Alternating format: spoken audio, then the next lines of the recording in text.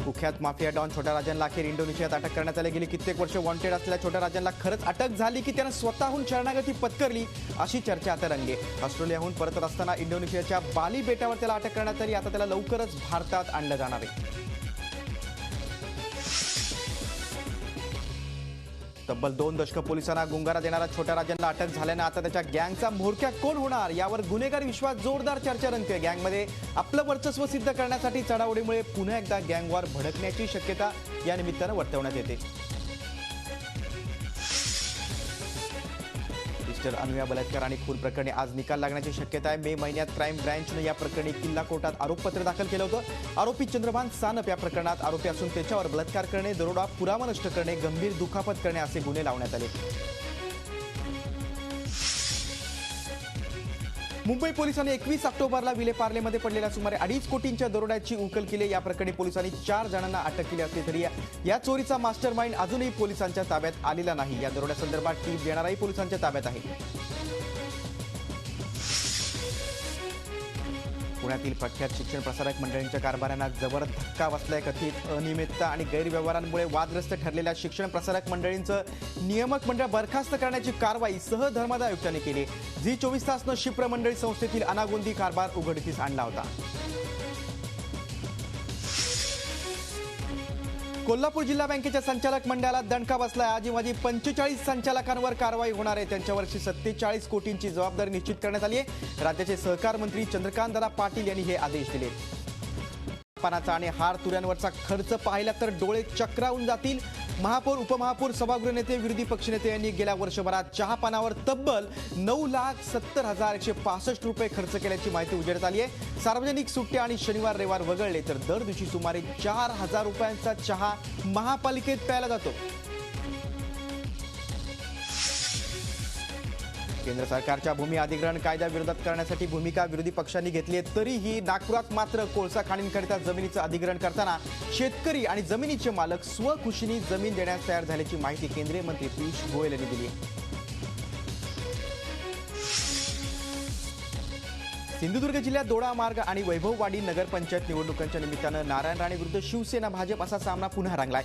एकेकाळी सिंधुदुर्गात नारायण राणेंचं एक हाती वर्चस्व होतं, मात्र राणेंचा कुडाळमध्ये पराभव झाल्यानंतर शिवसेना भाजपचा जोर वाढलाय। काँग्रेस आमदार नितेश राणे हे स्वतः काँग्रेसच्या प्रचाराची धुरा सांभाळत आहेत।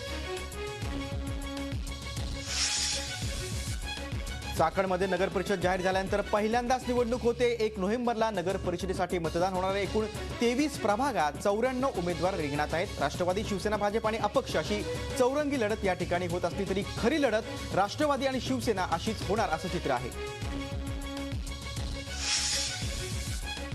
कोल्हापूर महापालिका निवडणुकीचं वातावरण चांगलंच तापू लागले। सगळेच पक्ष वेगवेगळे लढत असले तरी शिवसेनेसह सर्वच पक्षांचं टार्गेट भाजप पक्षच आहे। कुठे नेऊन ठेवला महाराष्ट्र अशी टीका करत शिवसेना भाजपला कोंडीत पकडण्याचा प्रयत्न काँग्रेस राष्ट्रवादी करतायत। दरम्यान आज मुख्यमंत्री देवेंद्र फडणवीस यांची कोल्हापुरात प्रचार सभा आहे। कोल्हापूर महानगरपालिकेची निवडणूक आता मुद्द्यांवरून मुद्द्यांवर आली आहे। सोमवारी भाजप, तारा राणे आघाडीच्या कार्यकर्त्यांमध्ये आणि राष्ट्रवादीच्या कार्यकर्त्यांमध्ये जोरदार हाणामारी झाली। इतकंच नव्हे तर दोन्हीकडच्या समर्थकांनी परस्परांच्या गाड्या फोडून घरांवर सुद्धा तुफान दगडफेक केली। कल्याण डोंबिवली महापालिकेची निवडणूक जवळ येते तशी सर्वच पक्षांनी एकमेकांवर आरोप प्रत्यारोपांच्या फैरी सुरू केल्या। गुंडगिरीच्या मुद्द्यावरून केंद्र आणि राज्यात सत्तेत एकत्र असलेल्या भाजप आणि शिवसेनेत तर चांगलीच जुंपली आहे। कपिल पाटील यांनीही शिवसेनेवर गुंडगर्दीचा आरोप केलाय। भाजपच्या आरोपांना शिवसेनेनं जोरदार प्रत्युत्तर दिलंय। भाजपच्या आरोपांकडे लक्ष देण्याची गरज नसून विरोधकांच्या पायाखालची वाळू घसरत चालली आहे। म्हणूनच भाजपनं सर्व मोठी नेते निवडणुकीत उतरवले असल्याचा टोला आदित्य ठाकरेंनी लगावलाय। तर भाजपचा सोशल मीडियावरचा प्रचार हा खालच्या पातळीवरचा आहे असा आरोप शिवसेनेचे नेते एकनाथ शिंदे यांनी केलाय। बेस्टचा संप तुर्तास लांबणीवर पडलाय। बोनसच्या मागणीवर निर्णय घेण्यासाठी बेस्ट कर्मचाऱ्यांच्या कृती समितीनं बेस्ट प्रशासनाला 3 नोव्हेंबरपर्यंत वेळ दिला। त्यानंतर संपाबाबत निर्णय घेण्यात येणार असल्याचं कृती समितीनं सांगितलं। या संदर्भात कृती समितीची आज महापौरांसोबत बैठक आहे। इंदू मिलच्या जागेवर डॉक्टर बाबासाहेब आंबेडकर यांचं स्मारक बनवलं जाते की गार्डन असा सवाल रिपब्लिकन सेनेचे अध्यक्ष आनंदराज आंबेडकर यांनी उपस्थित केलाय। आंबेडकरी जनतेला अपेक्षित स्मारक तयार केले जात नाही, त्यामुळे तीव्र आंदोलन छेडू असा इशारा त्यांनी दिलाय। विविध गोदामांवरील सुरू असलेल्या सरकारी कारवाईला व्यापाऱ्यांनी विरोध केला. व्यापाऱ्यांचा विरोध डावलून जर सरकारनं ही कारवाई सुरूच ठेवली तर लवकरच माल आयात पूर्णपणे बंद करण्याचा निर्णय आयातदार संघटनेनं घेतला आहे. फळांचा राजा आंबा यंदा ऑक्टोबरमध्येच दाखल झाल्यानं व्यापाऱ्यांनी आनंद व्यक्त केला. नवी मुंबईतल्या एपीएमसी मार्केटमध्ये दरवर्षी जानेवारी महिन्यात हापूसची आवक होत असते. यंदा मात्र सुमारे 4 महिने आधीच हापूस बाजारात दाखल झालाय. देशात सांस्कृतिक दहशतवाद बळावतो आणि त्यामुळे जगात देशाची प्रतिमा मलिन होते अशी टीका संत साहित्याचे अभ्यासक फादर फ्रान्सिस दिब्रिटो यांनी केली आहे. फादर दिब्रिटो आणि कुरेकर महाराज यांना राज्य सरकारच्या सांस्कृतिक कार्य विभागाकडून दिला जाणारा यंदाचा ज्ञानोबा तुकाराम महाराज पुरस्कार प्रदान करण्यात आला. विदर्भात सिकल सेल, हिमोफिलिया आणि थॅलेसेमिया आजाराचं प्रमाण जास्त आहे. त्यामुळे Indian Council of Medical Research सेंटरनं देशातल्या 4थ्या हिमोग्लोबिनोपॅथी सॅटेलाइट सेंटरची निर्मिती केली आहे. चंद्रपूरमध्ये या सेंटरचं खासदार हंसराज अहिर यांनी उद्घाटन केलं.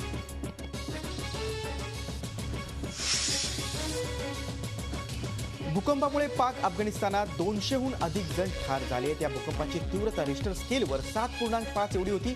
भूकंपाचं केंद्र हिंदुकुश पर्वत असल्याचं पुढे आलंय.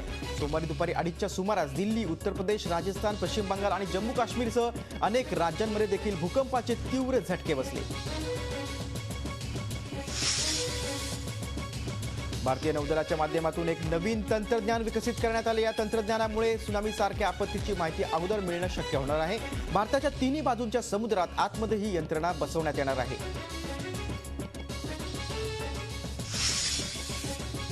संपूर्ण भारतभर सध्या गायींवरून राजकारण पेटलं असताना देखील पुरीच्या शंकराचार्यांनी उत्तर प्रदेशचे मंत्री आझम खान यांना गाय आणि वासरू भेट दिली आहे. आझम खान गोहत्या बंदीच्या पक्षात होते. आता ते आपल्या गोठ्यात ते गाय देखील पाळणार आहेत. पुरीचे शंकराचार्य अनंतश्री विभूषती स्वामी अधोक्षानंद देवतीर्थ महाराज यांनी आझम खान यांना ही भेट दिली.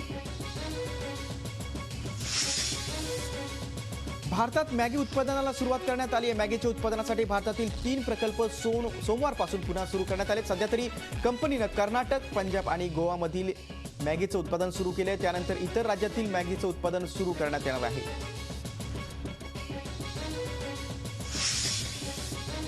बिहार विधानसभा निवडणुकीत प्रचार शिगेला पोहोचला. आरोप प्रत्यारोपांच्या फैरी झडतायत. सीतामढी इथल्या प्रचार सभेत काँग्रेस उपाध्यक्ष राहुल गांधी यांनी पंतप्रधान नरेंद्र मोदींवर हल्लाबोल केला. परदेशातला ब्लॅक मनी परत आणणार आणि इतर मुद्द्यांवर जनतेची फसवणूक झाल्याची टीका राहुल गांधी यांनी केली.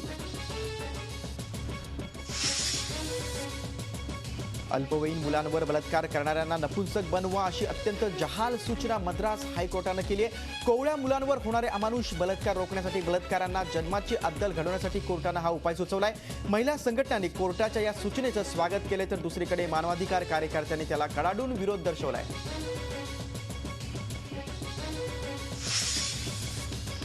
तीन दिवसांची भारत आफ्रिका फोरम समिट सोमवारपासून सुरू झाली. आफ्रिका खंडातल्या 54 देशांच्या प्रमुखांना भारतानं या समिटसाठी आमंत्रित केलंय. शिक्षण आणि आरोग्य क्षेत्रात सहकार्य करण्यासंदर्भात महत्त्वाची चर्चा या समिटमध्ये होणार आहे. त्याशिवाय आयात निर्यात वाढून आर्थिक गुंतवणूक वाढवण्यावरही भर दिला जाणार आहे. कॅन्सर पीडितांना मदत करण्यासाठी हैदराबादेत एक आगळं वेगळं कॅम्पन सुरू करण्यात आलंय. कॅन्सरग्रस्त लोकांना केस दान करण्याची मोहीम एका संस्थेनं सुरू केली आहे. कॅन्सर पीडित लोकांवर उपचार करताना त्यांचे केस गळतात, त्यातून त्यांना नैराश्य येतं. अशा पीडित लोकांना त्यांचे केस परत मिळावेत यासाठी ही जनजागृती मोहीम सुरू करण्यात आली आहे. कोइंबतूरमध्ये एका हत्तीणीनं आपल्या नुकत्याच जन्मलेल्या बाळाची आणि स्वतःची मोठ्या खड्ड्यातून सुटका करून घेतली. मायलेकांची खड्ड्यातून बाहेर पडण्याची धडपड कॅमेऱ्यात कैद झाली. हत्तीणीच्या प्रयत्नाला यश आलं आणि तिनं तिच्या पिल्ल्यासह खड्ड्याच्या बाहेर सुखरूप पडण्यात यश मिळवलं. माद्रिदमध्ये दरवर्षीप्रमाणे जवळपास 2000 मेंढ्यांनी स्थलांतर केलं. जेव्हा तापमान खाली उतरतं त्यावेळी या मेंढ्या स्थलांतर करतात. माद्रिदच्या रस्त्यावर देखील स्थलांतर करताना हजारो मेंढ्या पाहायला मिळाल्या.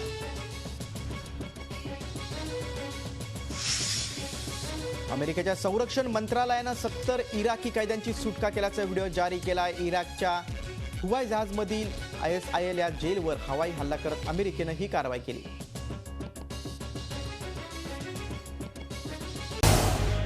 झी 24 तास रहा एक पाऊल पुढे.